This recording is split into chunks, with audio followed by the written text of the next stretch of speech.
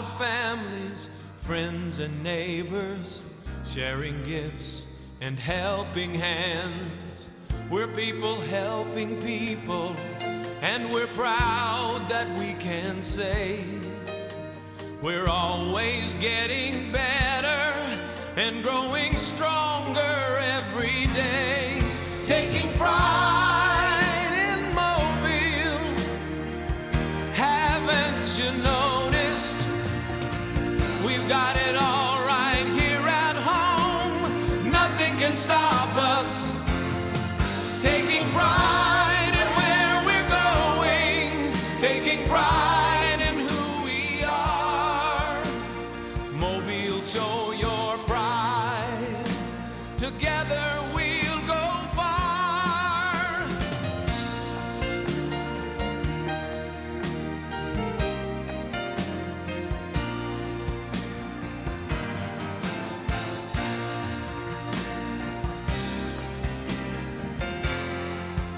There's a feeling of excitement, you can see it everywhere. The pride of our whole region is the heartbeat that we share. The heartbeat that we share. Taking pride in Mobile. Haven't you noticed? We've got it all right here at home. Nothing can stop us. Taking pride in where we're going. Taking pride in who we are. Mobile, show your pride. Together we'll go far.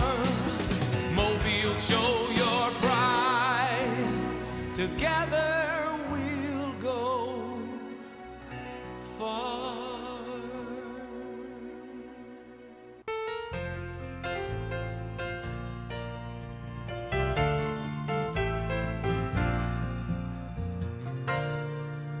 When you take a look around you, no matter where you stand, you see proud families, friends and neighbors, sharing gifts and helping hands.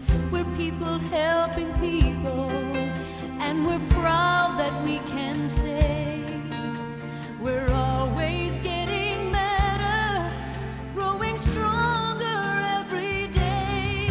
Taking pride in Mobile. Haven't you noticed? We got it all right here at home. Nothing can stop us. Taking pride in where we're going. Taking pride in who we are. Mobile, show your pride. Together we'll go 710 far. Time Saver Traffic from the Main Street Flooring and Design Traffic Center. And a very special Mardi Gras parade is being hosted tonight by the Mobile County Sheriff's Office that will begin and end at Mardi Gras Park, and it will start at 6:30. Also, west on the Bayway, from the Eastern Shore to the tunnel in Mobile, it's a 12-minute drive time. I'm Lisa Baque. Follow us on X, Total Traffic Gulf Coast. This report is sponsored by Our American Stories.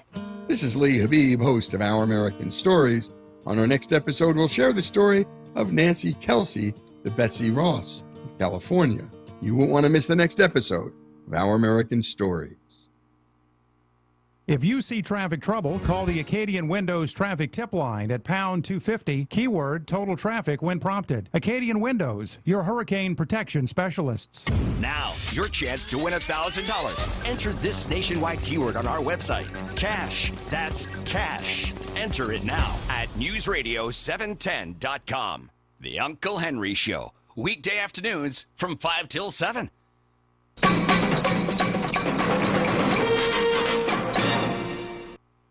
Hey, Hank Man, roll it on out, dude. Message deleted.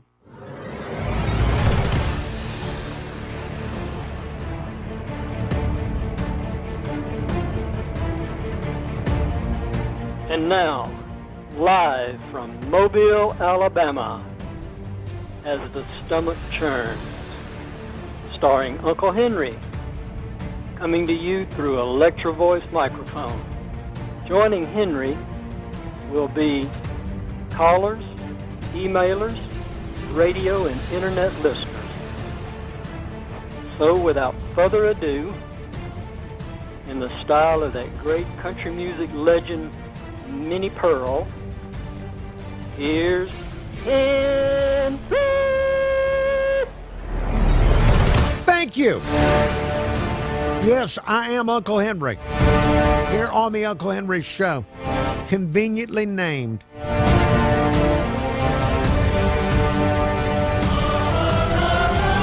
Thank you, and I appreciate very much you listening to the Uncle Henry Show. I do. I really do. And once again, here we are together, me and you, trying to figure out what is going on. What is going on? What's going on in the world around us? We'll try to figure it out together here on the Uncle Henry Show. Well, what a beautiful day. Another beautiful day here on the Gulf Coast. Now, what a day. Had a Mobile City Council meeting. I'm going to tell you all about that. I was also out this afternoon at Bellingrath Gardens. They had a big press conference talking about renovations out there to get ready. They're getting ready for their 100th anniversary of being open to the public. So we'll get into that later in the hour. But first, Mobile City Council meeting today. Now, first thing I want to tell you about this meeting today. This Mobile City Council meeting lasted 2 hours and 42 minutes. 2 hours and 42 minutes is how long the Mobile City Council meeting lasted today. If you're a citizen that wants to be diligent and responsible and keep track of how your city is wasting your tax dollar and throwing it down the civic toilet, they made it just as hard as they could possibly make it today by making this meeting last 2 hours and 42 minutes. Now, they'll tell you that they had to. They had no choice. Look, I think that they ought to pass some ordinance where if the meeting goes over 90 minutes, none of them gets paid for the meeting. Yes, I know they'll never do it. I know they never will. But that's what I think should happen. When that meeting goes over 90 minutes, then the council should not be receiving any kind of funding for that meeting. That's how disgusting it is when they're going. And there was, I don't want to call anybody by name, but there were some council members that, boy, they just wanted to talk. They just needed to they needed to let everybody know that they knew more than the average citizen. So just a lot of hot air. It's too bad we don't have a civic blimp, because we could power it every Tuesday down there. So the meeting was too long, punishingly long. Shame on the politicians involved in this. And also, this is the middle of the day. Let's say you had a legitimate reason for going down to the meeting. This is in the middle of the day on a work day, 2 hours and 42 minutes long. Why can't they do like other cities and have these meetings at night? Why not? Why? Because it would be inconvenient for the politicians? What about the people that are actually funding the government? The meetings should not be during the day. Now, I realize that they'll never change that either. But they should at least show a sliver of respect for the citizen and have the first meeting of every month at night so that citizens can go to these meetings and not take off of work to go to the meeting.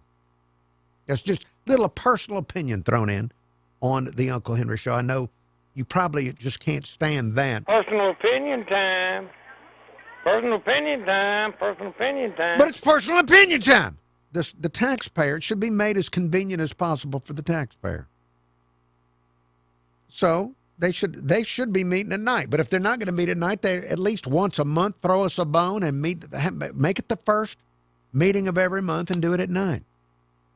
And then we can watch, and the people that complain about it, they're the ones that should be driven from government from now until the end of time. All right, now, what happened at the meeting today? Well, there was about 90 minutes of the meeting was taken up by talking about a nightclub on St. Stephen's Road that they're trying to decide whether or not the city's going to let this nightclub continue to have a business license. It is Fat Tuesday Sports Bar, 1608 St. Stephen's Road. Fat spelled P-H, because I guess that's better than fat spelled with an F. I don't really know.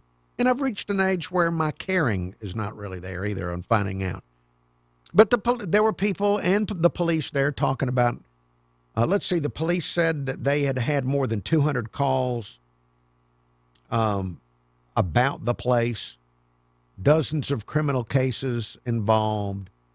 And the police were there talking about how there's just all kind of stuff. One of the police department folks, according to Lagniappe, you can read all about this at lagniappemobile.com. One of the police officers told the council today that officers had answered more than 100 calls to that particular place since last October, and that 80 of the 100 calls were made between 1 a.m. and 6 a.m. So imagine, and there's a neighborhood around it, imagine living near that. Just imagine. I don't even know what the debate is on shutting it down. But well, you could find out. Watch it. If you have trouble going to sleep tonight, start that meeting up, and I don't think you'll make it the entire 2 hours and 42 minutes. You'll be fast asleep probably during the mayor's comments. But just watch the meeting yourself on YouTube. Just astonishing that they would not just automatically, after all the stuff the police were telling them. In fact, the officer talking at one point talked about troubles spreading out around this establishment like a spider web, and that the sports bar was at the center of the spider's web. To use very, very wonderfully imaginative and visual language used by the police officer. So anyway, that was most of the meeting today. If you want to go watch that. And there were people, and of course people were talking about how bad the place is. Other people were talking about how they tend bar there before they go and lead Sunday school or something. Just really, every end of the spectrum was represented at this. All right, now I do have some things to share with you from the meeting that I thought you might want to hear. We will get to all of that as the Uncle Henry Show continues. But first, I have to take a timeout for traffic and weather. We do have a Mardi Gras style parade happening in downtown Mobile tonight at 6:30. So you'll hear the traffic lady probably mention that. So we'll have traffic and weather and words from our magnificent sponsors, and then back with more Uncle Henry Show as we move together through the time stream.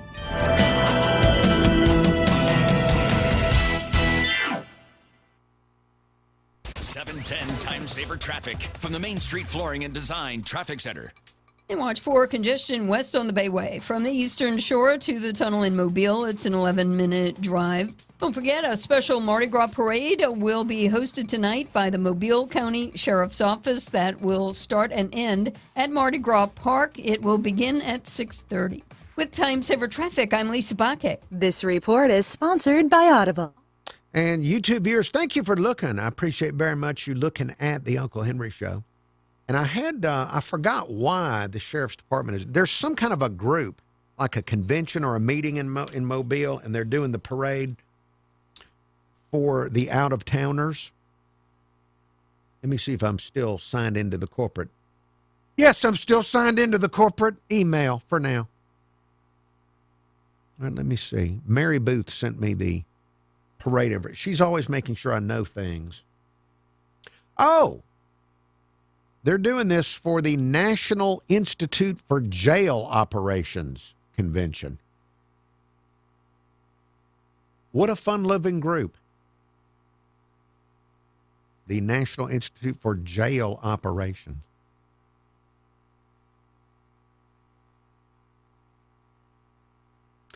They've been here before, I think. They must like it here. We must be a lot of fun for the jail people.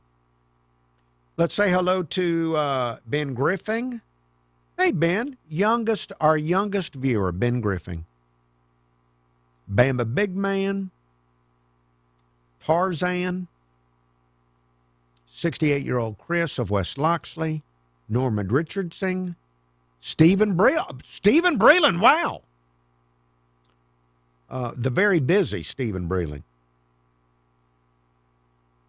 Hello to Art.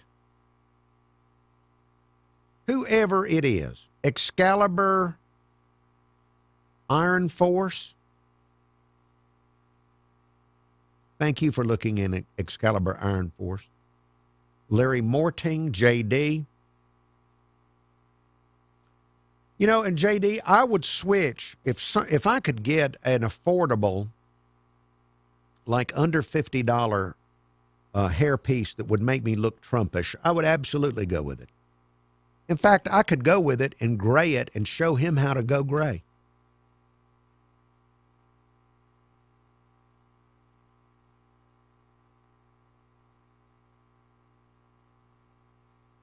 Now, let's see. What can I tell you between now and going back on the radio? Let's see. Watched a bunch of that meeting today.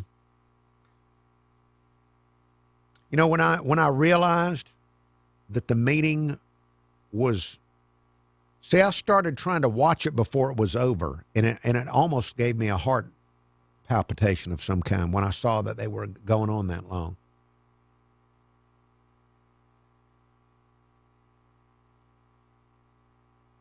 Let's see. A wonderful time out at Bellingraph this afternoon. Well, I'll have that later on the show, but I got to see some Azalea Trail Maids.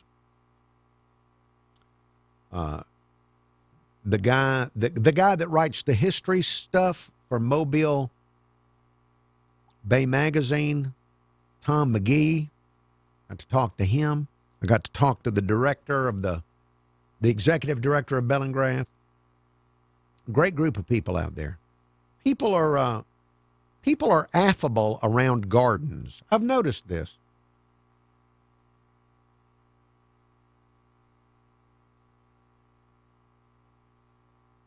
And let me see what I can tell you while I'm waiting to go back on. Oh, I saw somebody walking down the side of Bellingraph Road about 3/4 of a mile from 90. And it was my first zombie sighting of the season. This was a young man. Anywhere, I could never guess his age. He could be anywhere from 14 to 27. I don't know. This guy looked like there was nobody home. It was sad and alarming. Shuffling along the side of the road, looking young, should be healthy, and instead blank eyes to the point of what is he on? What is it? If you can tell somebody's on something when you're driving by them, you got a problem. It's the Uncle Henry Show, only on News Radio 710 WNTM.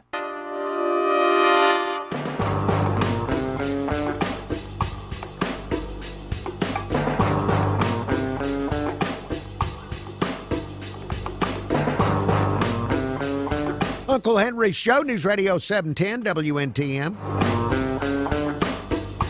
It's 5:20. News headlines coming your way in 10 minutes. Our traffic lady has been telling you that there's a Mardi Gras style parade in downtown Mobile tonight. I think she said 6:30. Now this is to welcome out-of-towners that are in Mobile for the 2025 National Institute for Jail Operations, a jail operations convention.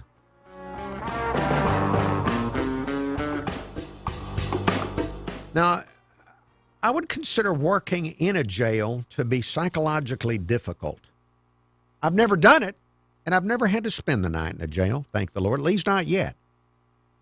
So, but that's just me guessing. I'm using the concept of speculatory knowledge. I don't know that, but that's just speculation. You know, like everybody has speculatory knowledge. Yes, I'm using my speculatory knowledge to think that it would be psychologically difficult to work in a jail or around them.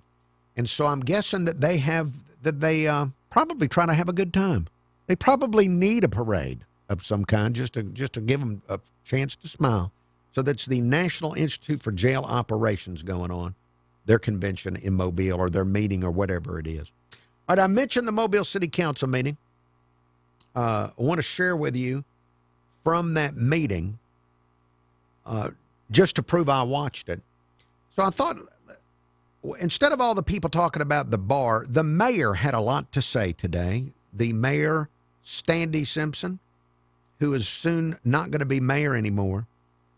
Here's something fun he said. He was in Ireland last week with the Mobile Chamber of Commerce. Let's listen together as the mayor tells us about his time in Ireland.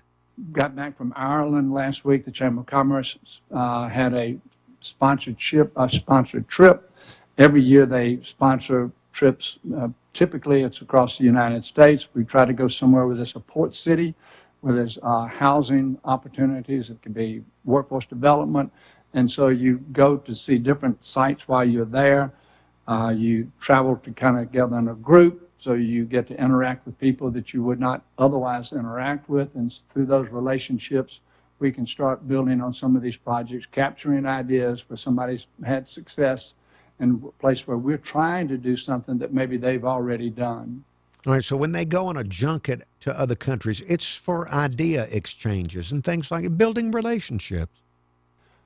On a personal note, and point of personal privilege, my wife and I decided that we were going to take a couple of days after that to celebrate our 50th wedding anniversary, which I appreciate her organizing all that. And so I was at an event, and somebody tapped me on the shoulder, and I turned around, and there wasn't anybody there, and then I turned the other way, and my 4 children and all their spouses were there, standing there. Huge surprise.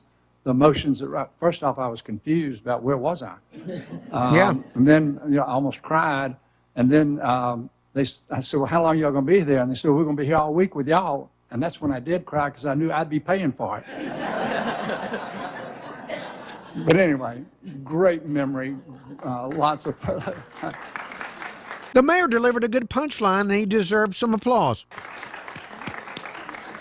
Lots of fun. So, hey, and the new mayor, Mayor Spiro, trying to throw in some punchlines every now and again. These meetings are brutal, and we need some levity added to these meetings. And we don't always have the fun of somebody getting thrown out every meeting. So from time to time, just have a one-liner or something like that. You heard the crowd received it warmly. They even applauded it. All right, now, the mayor also talked about some big stuff that was going on in Mobile yesterday. One of those things was a big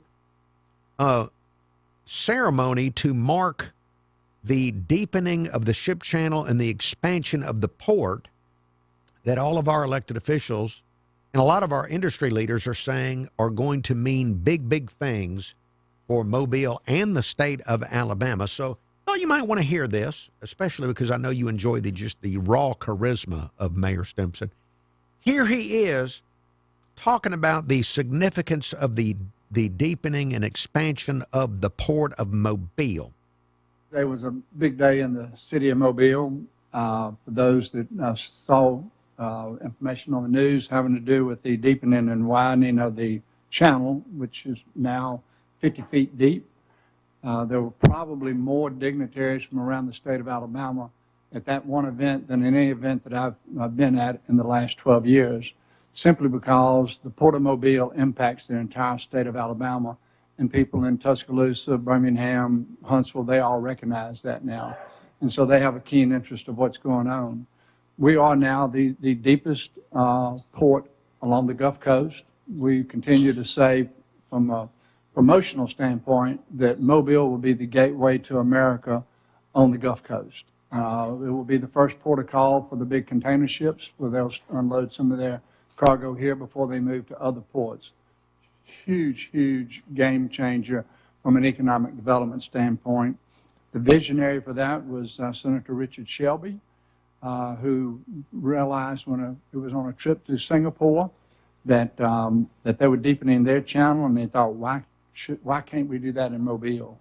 And it was with that seed being planted and recognizing what it would mean to the entire state of Alabama, he started the wheels in motion to secure part of the funding At some point, it became incumbent upon the state to match some of those funds. That's about the time when Governor Ivey proposed the Rebuild Alabama gas tax. So that gas tax increase, some of that money goes for our matching fund, for the federal funds, to pay for the deepening of the channel. By the way, that is something a lot of people probably didn't realize. But when they went up on your taxes for gasoline a few years ago, not all of it, but a bunch of it did go to the deepening of the ship channel. Again, A huge game changer. So many people were involved, but yesterday, big celebration for that. All right, so very, very good. I'm glad that we have this port and hope that everything they say will happen. And we get all that additional business, and we all benefit from that. So glad that they were able to. If we're going to have industry down at the water instead of recreation, then it better be as the best industry we can possibly get down there. So it sounds like they're trying to maximize the amount of economic impact from the port as much as they can. So glad of that. Glad to hear that. And he said, you noticed he said Richard Shelby got the idea by visiting, did he say Singapore or Indonesia? He said he was on a foreign trip and got the idea, just like he was talking about the trip to Ireland, getting ideas from other places. It reminds me of when former Mobile County Commissioner Mike Dean went to Paris and came back with the idea. He came back and said that he had discovered traffic circles. Do you remember this? He had discovered roundabouts by going to France. And then I don't think anybody had the heart to tell him that we already had roundabouts in Mobile County at the time. But he discovered one out in Paris. I wonder if our politicians could get great ideas just by looking at travel brochures instead of actually going on the trips. There's more show to come after the news break. 710 Time Saver Traffic from the Main Street Flooring and Design Traffic Center. Watch for a crash in Warrington on Barrancas Avenue at Manchester Street. And we have some slowing west on the Bayway. From the Eastern Shore to the tunnel, it's an 11-minute drive. And a special Mardi Gras parade is happening this evening. It's hosted by the Mobile County Sheriff's Office, and the parade will start at 6:30 at Mardi Gras Park. With Time Saver Traffic, I'm Lisa Baque. This report is sponsored by Robert Half. At Robert Half, they found that 67% of companies want to increase contract talent. That's why their recruiters' expertise and award-winning AI work quickly to find the skilled candidates you want. At Robert Half, they know talent. Visit roberthalf.com/talent today. Hello, I'm Cameron Taylor with Fox 10 News. Mobile police say dolly tracks led to the arrest of a juvenile in connection with a burglary at a landscape supply business. Police responded to GCO Supply at Leroy Stevens Road yesterday morning. Police say a victim reported several items had been stolen. We're told police followed dolly tracks from the business to a nearby home, where they detained a juvenile. They were taken to Strickland Youth Center on a charge of third-degree burglary. The Alabama Law Enforcement Agency reports an 88-year-old in Conecuh County died as a result of a crash involving an ATV and a commercial vehicle. Now, this happened on Alabama 41 near the 29-mile marker, about 4 miles south of Repton. The agency says Evelyn Green lost her life when the ATV she was operating was hit by a tractor-trailer. We're told Green died at the scene.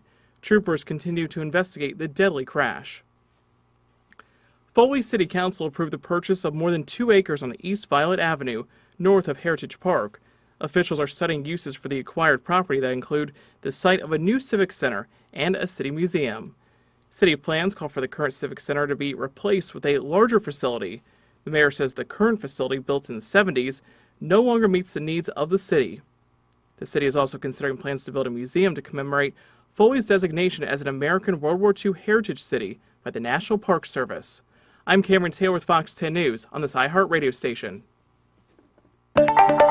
This is News Radio 710 WNTM.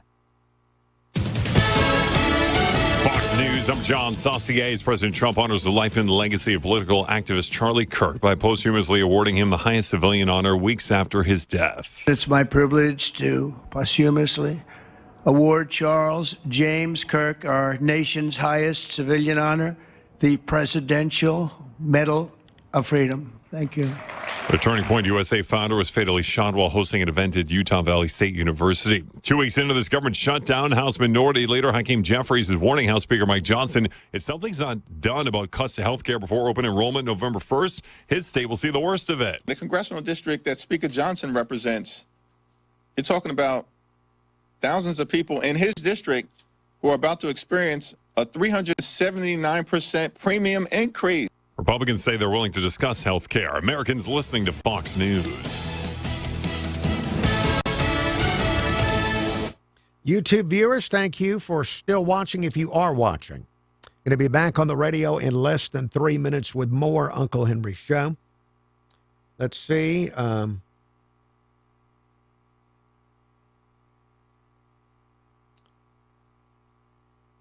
Looks like some of you are still there, so thank you for watching on YouTube. Thank you to those that have subscribed. I appreciate it very, very much.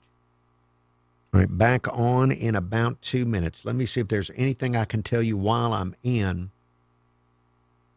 the commercial break for the radio show. What if you had invested $1 into Bitcoin in the year 2009? Well, if you had, that $1 today would be worth $114,675.75. And I've mentioned on the air before, I was offered a chance, and I turned it down. I was doing the Uncle Henry Show at Mobile Bay Coins and Fine Jewelry with Johnny Gwynn, Angelo of Mobile Bay Coins and Fine Jewelry, and a friend of Johnny Gwynn's was there as our guest, and he was explaining cryptocurrency to us back when it was in its infancy. And of course, I thought that what a ridiculous thing. I thought, what a ridiculous thing to put your money in.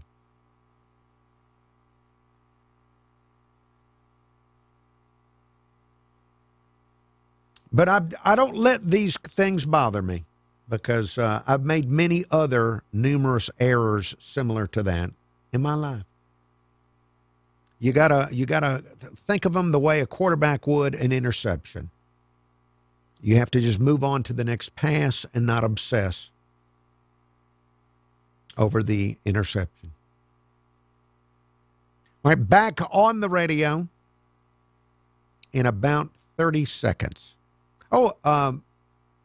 Wallet Hub came out with another stupid list today of the safest places to live in and the most dangerous. And all of the states down here are considered dangerous to live in. That must be because of hurricanes, right? But all of us, Alabama, Mississippi, Florida, Louisiana, we're all on the list of the most dangerous places to live. Weekday mornings at 8 Let's start here. What the hell is wrong with us? on WNTM.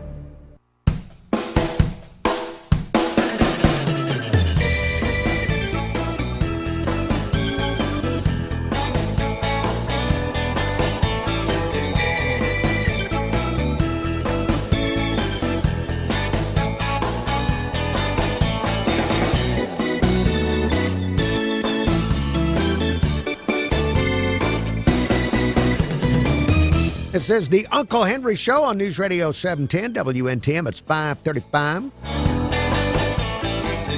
Telephone number 251-479-2723. And I will, if you want to call in with something, as long as it ain't pornographic, I'll be looking at the phone lines to see if you call. 251-479-2723. We got one more brief thing from today's Mobile City Council meeting. Again, if you want full coverage, you can read what Lamyak has written at lamyakmobile.com, or you can go to the YouTube channel of the City of Mobile and try to endure the ridiculously long meeting that they had today that was stretched 2 hours and 42 minutes. One thing I did want to share with you very briefly from the City Council meeting today. They were having people, they had a hearing or hearings for different properties that they're going to fence off or secure. I don't even remember, but there was a place on Government Street that they are looking to fence off and secure. And a lady that lives near there came to the meeting, and she said this. She described herself as this. I live there, and I'm Gladys Kravitz of the neighborhood, and I've never seen anybody inside it once they owned it. So she said, I'm the Gladys Kravitz of the neighborhood. I live there, and I'm Gladys Kravitz of the neighborhood. And all right, whoever that lady is, thank you. Lady, thank you for that. Thank you for being the Gladys Kravitz of the neighborhood. Every neighborhood does need a Gladys Kravitz. Now, she was made the butt of jokes on almost every episode of Bewitched. Almost every episode of Bewitched, they made fun of Gladys Kravitz.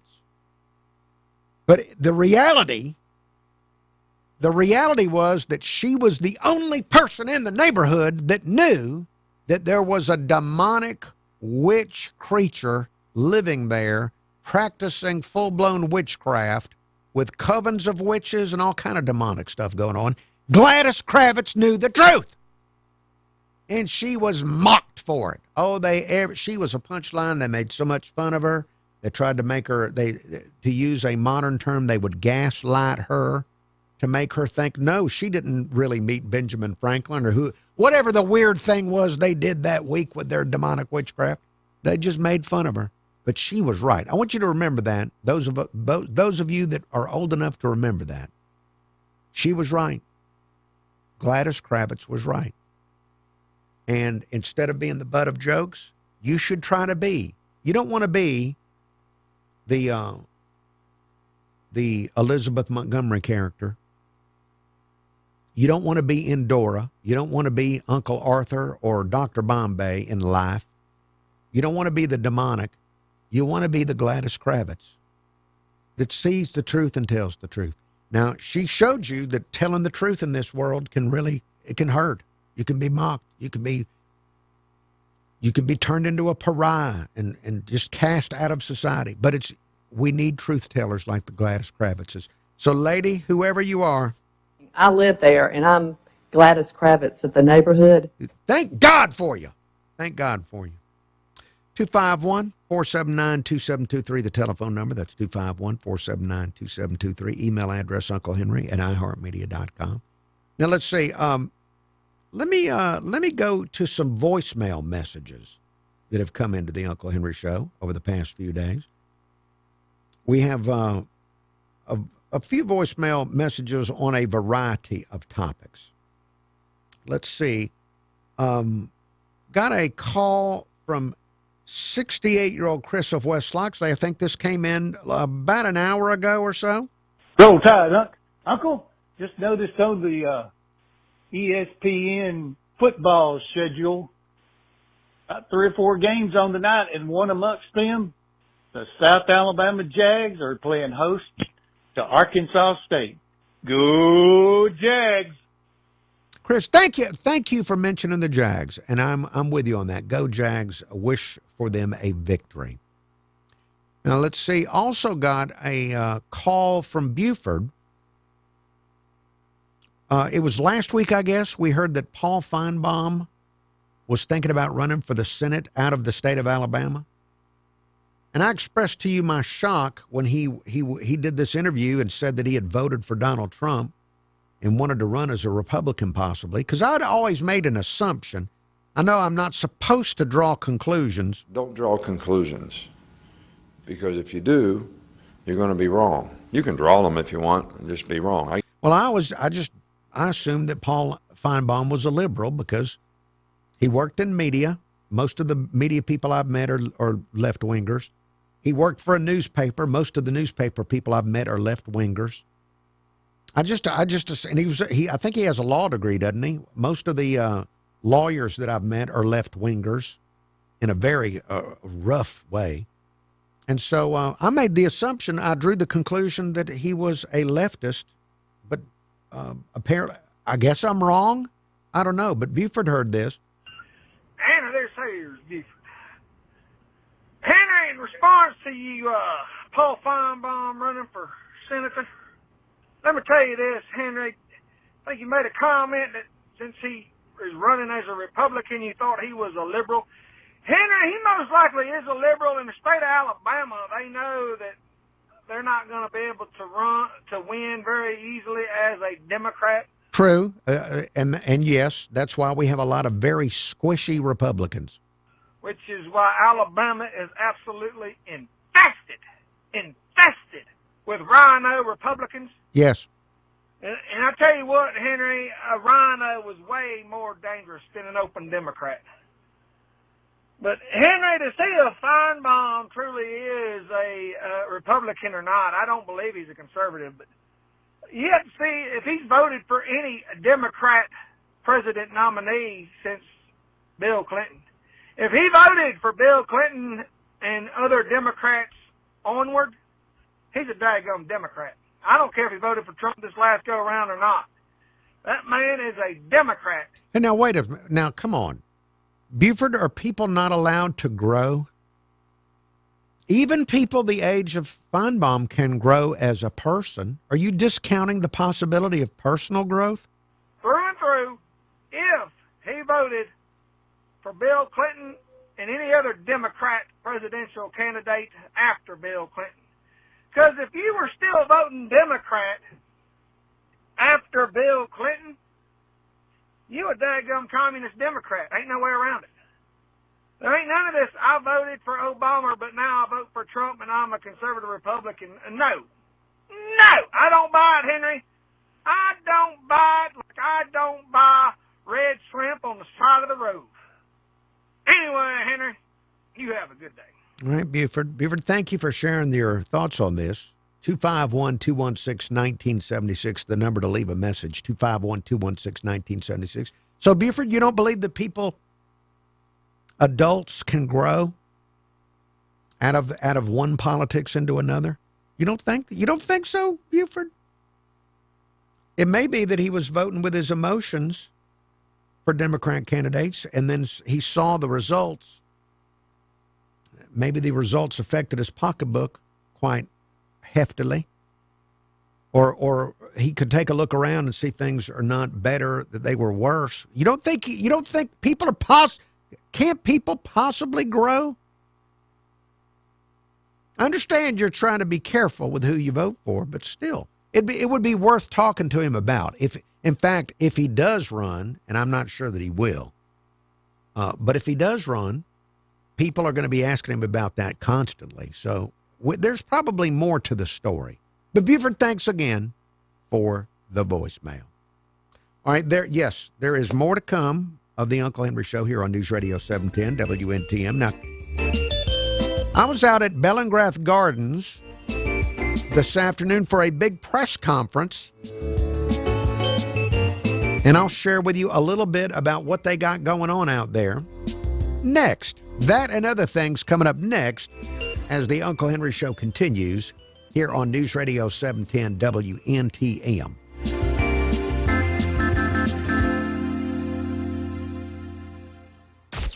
From the Spring Hill Toyota Traffic Center. And we have a crash in Pensacola, West Michigan Avenue near Marseille Drive. Also a crash on Barrancas at Manchester. Don't forget, we've got a special Mardi Gras parade hosted by the Mobile County Sheriff's Office. That is happening tonight at 6:30, starting and ending at Mardi Gras Park. With Time Saver Traffic, I'm Lisa Bakke. This report is sponsored by Our American Stories. This is Lee Habib. YouTube viewers, if there's anybody left, going to be back on the radio here in a few minutes. Let's see, still have a few of you watching. Richard Harvey, there you are.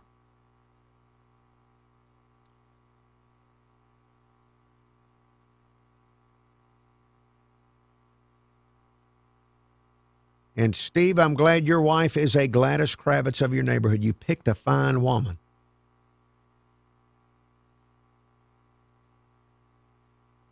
Now, Ben Griffin,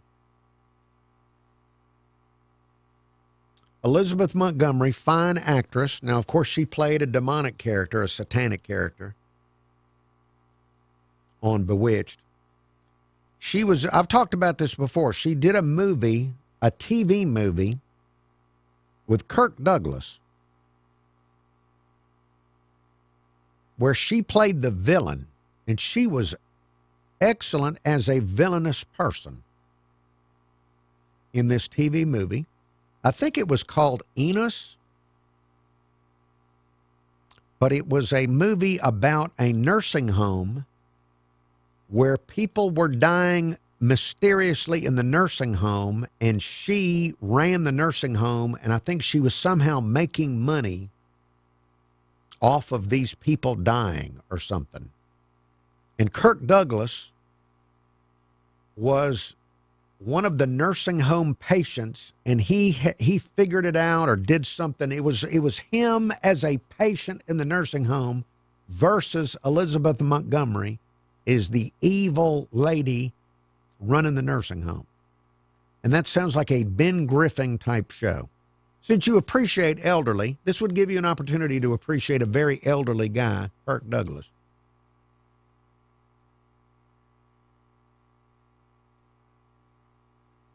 I tried to read Kirk Douglas's biography, or his autobiography that he wrote. And I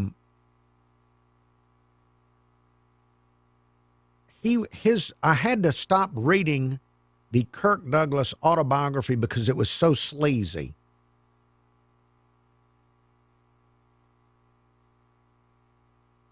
It was disgusting.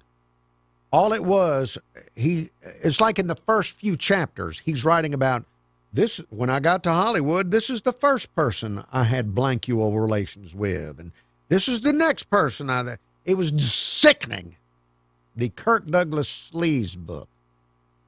Disgusting. You know, he writes a book like that. He doesn't realize he's got kids. Does he want his kids and grandkids to read about his blankuality all over? It's disgusting.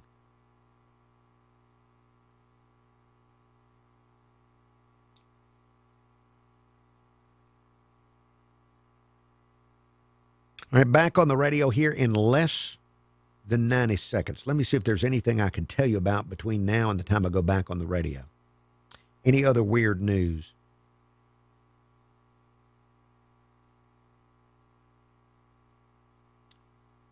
I like the weird stories. NASA claims that Earth is getting darker. I don't know what it means, and I'm not going to click on that. I don't know how much I'm willing to trust NASA. Oh, a Kentucky man wants to get in the Guinness Book of World Records for his annual Halloween display. He has more than 300 items in his yard display.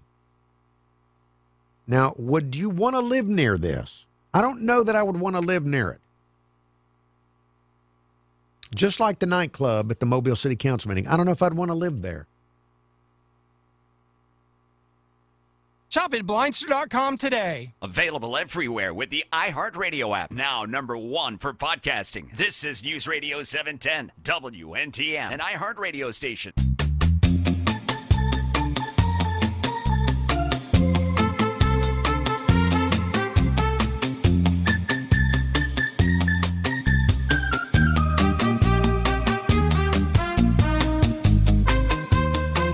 The Uncle Henry Show proceeding forward. It's 5:50. We have news headlines coming up in 10 minutes. Now, I mentioned to you I went to a press conference at Bellingrath this afternoon. Beautiful day, beautiful time of year, by the way, to visit Bellingrath. Now, they had a press conference to unveil a Centennial Master Plan for Bellingrath Gardens. They're a few years away from their centennial, the 100-year anniversary of when the garden was first opened to the public. And so they want to have something big for the 100 years. And they have a new plan to make improvements out there. So here's a brief conversation I had with the executive director of Bellingrath Gardens, Dr. Todd Lesang. So let's listen together to my chat with Dr. Todd Lesang at Bellingrath right after the press conference. What was your message today at the press conference? Our message is that we have a new exciting vision for the next 20 years and beyond to get us to our 100-year anniversary, and we think people are going to be so thrilled to see Bellingrath being rejuvenated and some new spaces like a future children's garden being developed. All right, Dr. Lesang, tell me first about what's the first step, the first thing we're going to see happen or change at Bellingrath. So the first thing is you're going to see us working around the most historic parts of the gardens. The home, the porcelain gallery, Mirror Lake, Fowl River. We've got to rejuvenate some of those spaces because they're 100 years old. We also have a summer house, which is on the west side of the lake, being done right now. And you, believe me, when you see it, it's awesome. Now, this renovation, you're getting ready for the centennial of the public opening of the garden. So that's how many years from now? 6.5 years. So I got to get busy. So the first part of your centennial renovation here that you just described, how long will that take, do you think? So we're starting planning tomorrow. We think the plans will be done in about a year, and then we're going to be raising the money for the construction, whether it's, an individual fountain we're restoring or whatever, and those are going to come about over a period of time, depending upon how our fundraising goes. Now, I also heard during your press conference discussion of a children's area. Explain that, and when are we going to see that? So I have some news to come in the near term from a major donor who wants to help us make that garden happen, but I can't talk about it today. But the perspective of it is that this is an environment where children can play and learn in a safe place, and with the garden and fun features designed to accommodate that. So it's not a park, but it's not an adult garden, if you will, either. It's kind of a hybrid. So an adult garden. So this means maybe kids can run around. Yes, they can run around. We'll make sure not to have any thorny plants. Okay. Now you said there's going to be a donor that's going to come in and help with this. Is this something that's going to be finished sooner than the other renovation? It could be. We haven't started planning on it, and planning takes a good year or so. But we have a donor who's interested in this garden in a very significant way. Now, during the press conference, you talked about the success of Bellingrath in the last few years. Can you tell my listeners how is Bellingrath doing these days? Bellingrath's doing great. We just had a record year of attendance, 180,000 visitors. We've had a success at Christmas like we've never seen before. We started a new Chinese Lantern Festival, and people came out of the woodwork to come see us. We are financially strong, so operating-wise we're great, but it will take some help to do all these major projects, but we feel comfortable that we'll get the right people to help us. Now, how many years have you been here? I've been here 5 years. Exciting time to be here after you've been here for 5 years? I think it's an exciting time for Bellingrath, just like it's such an exciting time for Mobile. I'm thrilled to be here. So, again, we're going to start seeing changes, and it's going to be, you're hoping everything is complete in 7 years in time for the centennial. We're going to do our best. Doctor, thank you so much for your time. Thank you, Uncle Henry. All right, Dr. Todd Lesang of Bellingrath. So, glad to hear that Bellingrath is doing very good in terms of attendance. And I'm going to share some of their press conference, I think on tomorrow, maybe after 6 p.m. tomorrow, just so you can hear a little bit more about what they've got planned. But they're doing very good. And the Chinese Lantern thing that they started for the first time this year, I think he gave a figure during the press conference of something like over 40,000 people attended that. So things going well for Bellingrath Gardens, and I'm glad to hear that. And looking forward to see what they come up with for the 100-year anniversary of being open to the public for 100 years. Again, more on that tomorrow on the Uncle Henry Show. Now, just about out of time for this hour of show. There is more coming up after 6 o'clock. Want to remind you that if you miss episodes of this show, or maybe you want to listen to them again and get re-triggered by things you heard said, this show available as a podcast. You can find it at newsradio710.com or on the iHeartRadio app. Look for Uncle Henry Show on the iHeartRadio app. Also, real quick before we go to break, this Saturday, it's Wine on the River. Joe Bullard's Wine on the River is at the Battleship from 4 to 7 this Saturday. Details at newsradio710.com on Wine on the River. Listen to me on 95 KSJ tomorrow for your chance to win Wine on the River tickets.